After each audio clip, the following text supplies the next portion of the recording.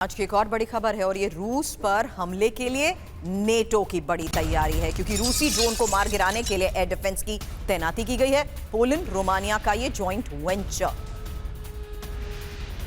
जहां रूस के साथ बढ़ते तनाव के बीच लगातार हो रही तैयारी।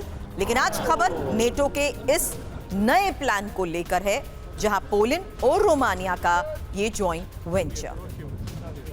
फिलहाल रूसी हमले क्या होंगे नाकाम, एक बड़ा सवाल, क्योंकि नेटो का ये नया प्लान है जहां पोलैंड और रोमानिया ने नई हथियार प्रणाली को तैयार किया है और रूसी ड्रोन को मार गिराने के लिए एयर डिफेंस सिस्टम। हालांकि यूरोप के पूर्वी हिस्सों में एयर डिफेंस की तैनाती की गई है और इनकी खासियत भी जानिए। जहां ड्रोन एयर डिफेंस सिस्टम की खासियत है कि ड्रोन को पहचान कर हमला करने में ये सक्षम है और छोटे ट्रक से लॉन्च करना भी इसे आसान है। हालांकि इलेक्ट्रॉनिक सिस्टम फेल होने पर भी ये हमला करने में सक्षम है। ऐसे में मनीष, लगातार बढ़ते हालात के बीच जो सवाल मैंने अभी चतुर्वेदी सर से किया, यूक्रेन आज जिस तरीके से सीधे रूस के अंदर टारगेट्स हिट कर रहा है, क्या वो ऐसी सिचुएशन ला रहा है कि रूस इग्नाइट करते हुए सीधा नेटो को टारगेट करे, क्योंकि नेटो भी उसी खतरे को देखते हुए बड़ी तैयारी कर रहा है।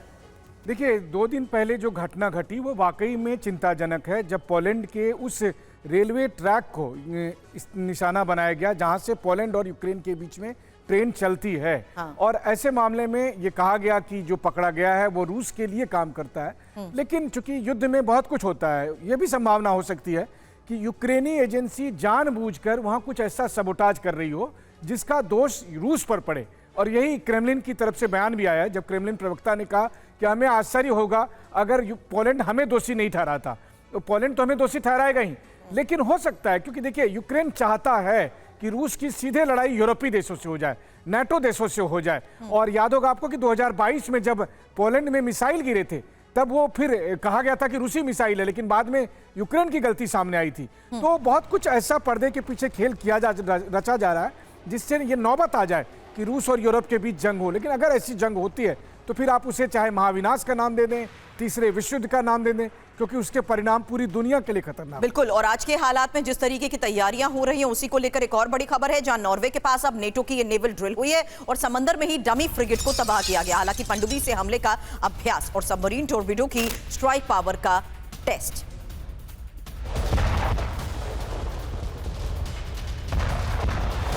तो समंदर में नेटो की लाइव फायर ड्रिल, तस्वीरें भी आपके सामने हैं और सवाल यही कि लगातार बढ़ते तनाव के बीच किस स्तर तक ये तैयारियां हो रही हैं, क्योंकि अब पनडुब्बी से हमले का जिस तरीके से अभ्यास किया गया उसको लेकर खबर समझिए, जहां समंदर में ही नेटो की ये लाइव फायर ड्रिल को लेकर खबर। नॉर्वे की यू क्लास सबमरीन KNM उथोग ने टॉर्पेडो दागा और टॉर्पेडो का लक्ष्य एक डमी फ्रिगेट जिसमें कंटेनर लोड थे। हालांकि एक ही टॉर्पेडो के हमले से फ्रिगेट की बॉडी हवा में उठ गई और डमी फ्रिगेट 2 हिस्सों में टूटा, कंटेनर उछलकर समुद्र में गिरे। ड्रिल का मकसद क्या है? पनडुब्बी टॉर्पेडो की मारक क्षमता का टेस्ट करना। ऐसे में बड़ी बात यही है कि अभ्यास ऐसे समय में हो रहा है जब नेटो और रूस के बीच तनाव लगातार बढ़ रहा है। इस बारे में अतुल सर आपसे सवाल करूं उससे पहले एक और बड़ी खबर आ रही है, क्योंकि अब रूस के ही ओमेस्क में बड़ा धमाका हुआ है और गैस पाइपलाइन में ये blast, power stations, oil refineries और अब गैस पाइपलाइन में ब्लास्ट। इस धमाके के बाद भीषण आगजनी, गैस पाइपलाइन पर ड्रोन अटैक की आशंका।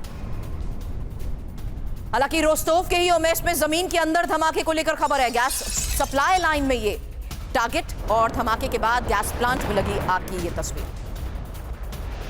गैस पाइपलाइन में ही धमाके की एक और तस्वीर भी देखिए, जहां पाइपलाइन में धमाके से कैसे उमेश फैल गया और कई किलोमीटर दूर तक आग की ये लपटें नजर आई। गैस पाइपलाइन में धमाकों की एक और तस्वीर सामने आई है। धमाके के बाद आसपास के इलाकों में लगी आग की एक और तस्वीर बताई जा रही है, जिसके बाद पूरे उमेश शहर पर अलर्ट जारी कर दिया गया है।